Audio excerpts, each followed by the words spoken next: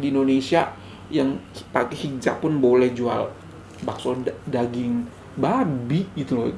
Kemana pemerintah?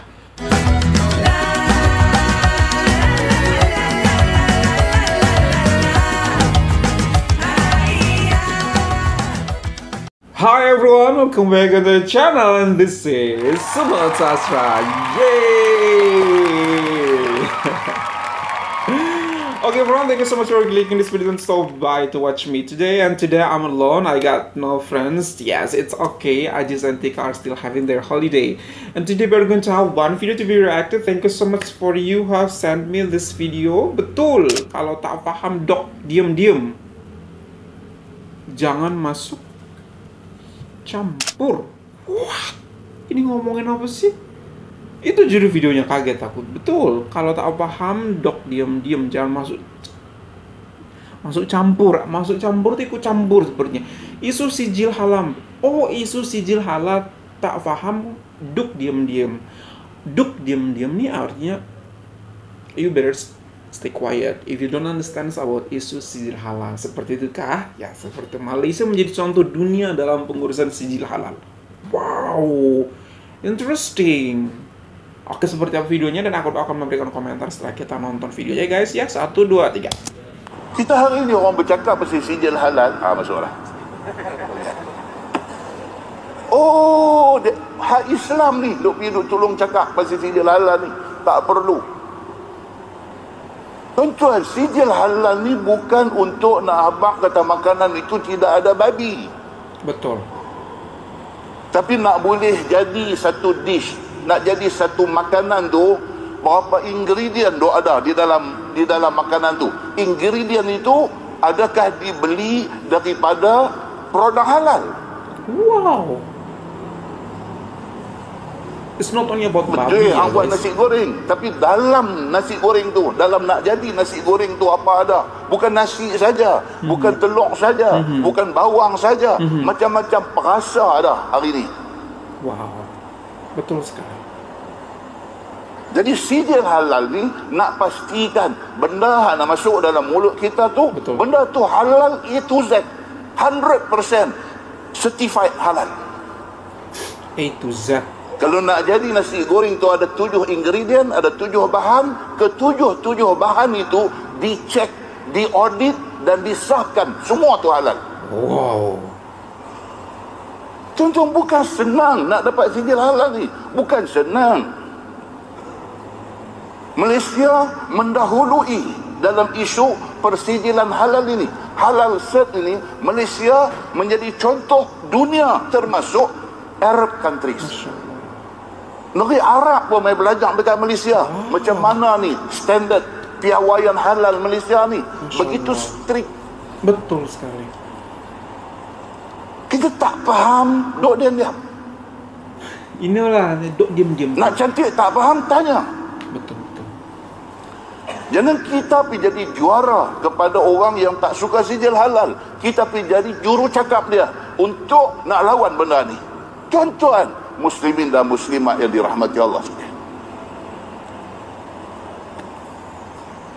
Supaya ni halal Jakim cari saya turun cakap ke mereka. Wow, betul sekali sih. Aku bisa relate banget ketika aku ada di Malaysia itu ya. Luar biasa banget tentang bagaimana Islam diterapkan di sana dengan sebaik-baiknya. Bagaimana pemerintah juga turun tangan dalam isu Islam. Bagaimana masyarakat berinteraksi, bagaimana memberikan ceramah, bagaimana pemerintah mengawasi agama juga, itu pemerintah Malaysia turun tangan dengan sebaik-baiknya. Luar biasa banget isu halal, sijil halal ini juga yang di Malaysia ternyata dicontoh oleh, ataupun datang orang Arab tuh datang belajar ke Malaysia untuk belajar bagaimana orang Malaysia itu apply untuk mendapatkan sijil sertifikat halal mereka. Luar biasa banget. Yang menjadi pertanyaan aku adalah ketika Malaysia sudah ada di titik ini, mereka menjadi panutan, mereka menjadi patokan dari negara-negara Arab pun datang belajar kepada Malaysia. Majelis Ulama Indonesia ngapain aja seperti itu untuk menaungi, untuk mengawasi pembentukan sijil halal ataupun sertifikat halal kepada masyarakat. Karena I do believe ini merupakan tanggung jawab negara. Jadi seharusnya negara juga turun tangan untuk melindungi rakyatnya, rakyat yang beragama Islam untuk mengkonsumsi 100% makanan-makanan mereka yang boleh kita sebagai muslim untuk konsumsi seperti itu. Pertanyaan aku, saat ini di Indonesia itu banyak banget ya pedagang-pedagang lokal itu menulis sendiri halal. Sorry, some Chinese restaurant food di sini halal. Itu dikeluarkan oleh restoran mereka sendiri gitu. Halal, halal, halal, halal seperti itu. Bukan oleh sijil negara, bukan oleh sertifikat negara gitu. Jadi kurang menurut aku untuk pengawasan halal dan tidak halalnya yang ada di Indonesia. Sedangkan mayoritas orangnya muslim, mayoritas penduduknya adalah nomor 2 muslim terbesar di dunia ini seperti itu setelah Pakistan. Correct me if I'm wrong. Apa yang terjadi di negara saya ini itu yang membuat saya bingung. Sedangkan di Malaysia itu mereka itu semua diawasi oleh pemerintah mereka. Tidak hanya makanan, ternyata seperhatian itu pemerintah itu untuk mengawasi perkembangan agama agar agama itu berjalan di track yang lurus. Seperti apa contohnya? Seperti pengawasan di khotib-khotib mimbar. Untuk mereka yang bisa mengeluarkan atau membacakan menjadi khotib di hari Jumat, ternyata mereka ada patokannya yang diberikan oleh negara, keseragaman teks ceramah yang diberikan oleh negara agar tidak melenceng. Karena di Indonesia itu biasanya terlalu banyak orang yang berpendapat, kebebasan pers, jadi semua orang bisa berpendapat, jadi semua orang yang dirasa lancar ngomongnya, oke, silahkan ngomong, diberikan tempat seperti itu. Nggak tahu jika mungkin orang-orang tersebut memberikan unsur-unsur nilai pendidikan yang melenceng dari pendidikan agama Islam, dari ajaran-ajaran Islam. Itu yang banyak banget terjadi di Indonesia, sehingga ustadz-ustadz ataupun penceramah-penceramah Indonesia yang kadang-kadang kita terkejut mendengar, kok ustadz ngomongnya seperti ini, kok pakar agama cakapnya seperti ini, kok dia kan orang yang dipandang oleh masyarakat tapi kok berbicara seperti ini. Terlalu bebas. Semua orang boleh ngomong. Jadi orang-orang yang merasa saya berilmu tinggi padahal mereka tidak berilmu tinggi tuh diberikan tempat atau diberikan pentas di negeri ini untuk memberikan ceramah kepada orang lain. Banyak sekali saya temukan itu di Indonesia, penceramah-penceramah ya, tidak hanya penceramah nasional tapi penceramah yang di daerah-daerah juga yang menggunakan bahasa-bahasa daerah mereka dengan nilai-nilai daerah mereka, yang memberikan tausiah kiri dan kanan tapi kok sounds wrong, it doesn't sounds that way harusnya gitu. Tapi ramai diundang untuk berbincang atau memberikan ceramah dan tausiah. Kemana pengawasan daripada Majelis Ulama Indonesia ataupun pihak-pihak Islam, lembaga-lembaga Islam itu kemana? Saya juga bingung. Terlalu banyak aliran-aliran sehingga di Indonesia ini perbedaan itu biasa aja gitu. Beda Lebaran, beda hari Idul Fitri, beda mulai puasa, beda mulai menentukan kapan kita boleh ini itu udah hal yang biasa gitu. Sedangkan yang kita ketahui itu sebenarnya itu cuma satu. Awal mula puasa itu cuma satu. Hari Idul Fitri itu cuma satu gitu. Kenapa orang itu bisa melihat tanggal 29 sedangkan yang lain melihatnya tanggal 30 gitu. Jadi aku nggak tahu. Dan itu berlangsung hingga saat ini yang di Indonesia, dan aku masih sangat bertanyakan kenapa hal itu bisa terjadi. Pemerintah kenapa tidak satu suara? Padahal di situ ada Menteri Agama. Kenapa nggak Menteri Agama aja yang harus kita ikuti? Kenapa kita harus mengikuti yang itu dan kenapa kita harus mengikuti yang ini? Gitu. Jadi masyarakat itu jadi terbelah, terpecah. Islam di Indonesia pun terpecah menjadi banyak golongan. Padahal kita punya satu Menteri Agama. Seharusnya kita ngikutin aja apa kata Menteri Agama. Gitu. Bingung aku. Dan aku salut banget kepada negara Malaysia yang mereka negara tuh ambil andil gitu, turun tangan mengawasi hal-hal yang demikian. Bahkan khotib Jumat pun mereka awasi. Seragam satu negeri gitu, satu negara pun mungkin bisa seragam gitu, diawasi. Ada pemerintah ataupun bagian pemerintah yang menerbitkan lembaran-lembaran yang akan mereka ucapkan selama menjadi khotib Jumat atau khotib-khotib ketika memberikan di acara-acara tertentu.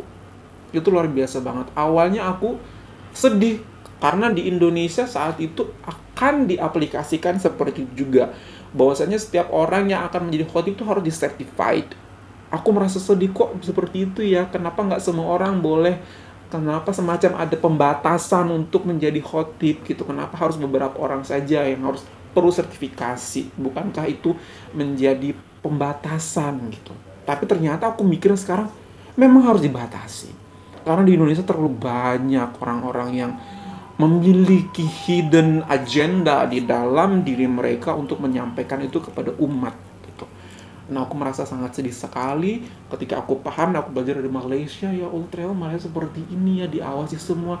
Makanya mereka tuh memiliki keseragaman, mulai puasa seragam, mulai Idul Fitri seragam, mulai Idul Adha seragam, mau ngapain menentukan apapun seragam, ngikutin negara. Nggak kayak kita, ini terpecah belah, yang hari ini besok masih puasa, besok udah lebaran. Hari ini orang-orang baru mulai mau taraweh, mereka udah 3 hari yang lalu sudah Idul Fitri, seperti itu. Bingung seperti apa yang terjadi di Indonesia. Padahal Muslim paling banyak, nomor 2 saat ini. Katanya Islam yang paling bener, paling good, paling quality, high quality di sini gitu. Tapi kok begitu gitu. Aku merasa sebagai umat Islam sangat sedih melihat hal ini gitu. Kenapa tidak belajar dari Malaysia? Coba pelan-pelan gitu. Kita belajar dari Malaysia. Orang Arab pun mereka negara di mana nabi-nabi dilahirkan, rasul-rasul dilahirkan pun datang ke Malaysia loh, belajar ke Malaysia. Mereka nggak malu gitu loh. Kenapa pemerintah kita nggak mau belajar dari Malaysia? Bagaimana sudah melihat kenapa ya rakyat saya Islamnya terkotak-kotak gitu, terbagi-bagi. Kenapa kita nggak belajar dari Malaysia yang rakyatnya itu Islamnya cuma satu, menentukan apa-apa pun seragam gitu. Kenapa kok negara saya ini nggak bisa seragam? Kenapa nggak memiliki itu? Kenapa membiarkan perbedaan itu terjadi gitu menurut aku? Karena pengetahuan aku, ya hari puasa itu hari satu Ramadan gitu. Kenapa bisa melihat satu Ramadan itu berbeda-beda gitu loh? Apa yang terjadi di sini? Masya Allah, itulah curhat sedikit jadinya melihat daripada video yang aku reaksikan, yang aku lihat daripada pemerintah Malaysia, mereka mengawasi bagaimana halal itu benar-benar luar biasa diaplikasikan. Di Indonesia untuk kehalalan itu setiap orang kayaknya berhak boleh menuliskan label halal di setiap kedai mereka, padahal kita nggak tahu itu bekas apa, itu ingredientnya seperti apa, itu yang masaknya pakai bismillah nggak, ayamnya dipotong dengan syariat Islam apa tidak, seperti itu, ayamnya bukan bangkai kan, seperti itu. Di Indonesia yang pakai hijab pun boleh jual bakso daging babi gitu loh. Kemana pemerintah? Heran aku.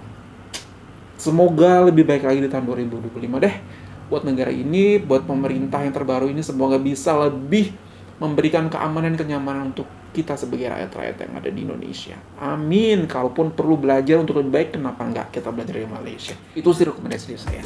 Oke, itu aja dulu video kita kali ini. Thank you so much for your watching. Hopefully you find it really good. If you find this really good, don't forget to thumbs up. If you're new to this channel, don't forget to subscribe. Support masyarakat from Indonesia, Malaysia, boleh banget. Indonesia, ayo dong, bisa lebih baik lagi, bisa menjadi umat yang satu, jangan terpecah-pecah. Bye, assalamualaikum.